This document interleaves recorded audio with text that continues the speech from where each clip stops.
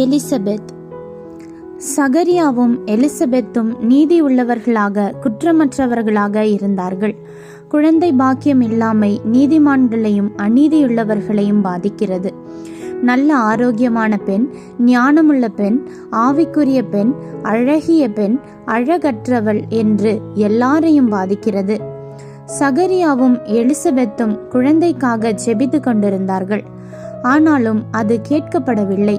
ஆனால் இருவரும் வயது சென்ற பின் அந்த ஜெபம் கேட்கப்பட்டு கேப்ரியேல் தேவனிடமிருந்து வந்து சகரியாவிடம் உனக்கு ஒரு பிள்ளை பிறப்பான் என்று கூறுகிறார். ஆனால் சகரியாவிற்கு விசுவாசம் வரவில்லை. அதனால் கேப்ரியேல், இதோ தகுந்த காலத்திலே நிறைவேறப் போகிற என் வார்த்தைகளை நீ விசுவாசியாதபடியினால் இவைகள் சம்பவிக்கும் நாள் மட்டும் நீ பேசக்கூடாமல் ஊமையாயிருப்பாய் என்றான். கர்த்தர் சொன்னபடியே எலிசபெத் கருவுற்றார்கள். சகரியா நீதிமானாக இருந்தாலும் தேவன் சொன்ன வார்த்தையை சந்தேகித்தார்.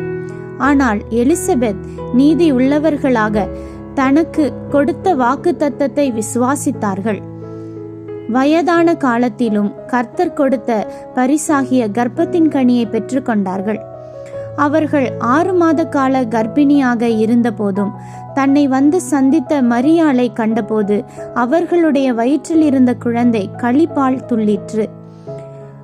அவர்களும் மரியாளை வாழ்த்தி விசுவாசத்தோடு பரிசுத்த ஆவியினால் நிரப்பப்பட்டு, விசுவாசித்தவளே பாக்கியவதி, கர்த்தராலே அவளுக்கு சொல்லப்பட்டவைகள் நிறைவேறும் என்று அறிக்கை செய்தார்கள். இந்த நாளிலும் குழந்தை பாக்கியத்திற்காக காத்திருக்கிற சகோதரிகளே, எலிசபெத்தை போல நீங்களும் நீதி உள்ளவர்களாக இருக்கலாம். வயதாகி கொண்டே போகலாம். ஆனால் கர்த்தர் உங்களுக்கு வாக்கு கொடுத்திருந்தால் அதை நம்பி விசுவாசமாயிருங்கள். அந்த வாக்கு தத்தத்தை தொடர்ந்து அறிக்கை செய்யுங்கள்.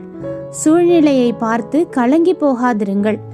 எலிசபெத்தை போல விசுவாசத்தில் உறுதியாக இருக்கும் பொழுது நிச்சயமாக தேவன் ஏற்ற வேளையில் உங்களுக்கு கர்ப்பத்தின் கனியை கொடுத்து ஆசிர்வதிப்பார். ஆமேன். அல்லேலூயா.